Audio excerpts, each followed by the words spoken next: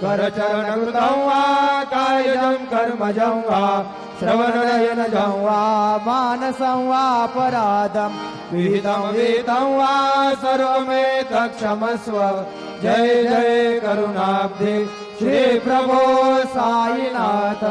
श्री सच्चिदानंद सद्गुरु साईनाथ महाराज की जय।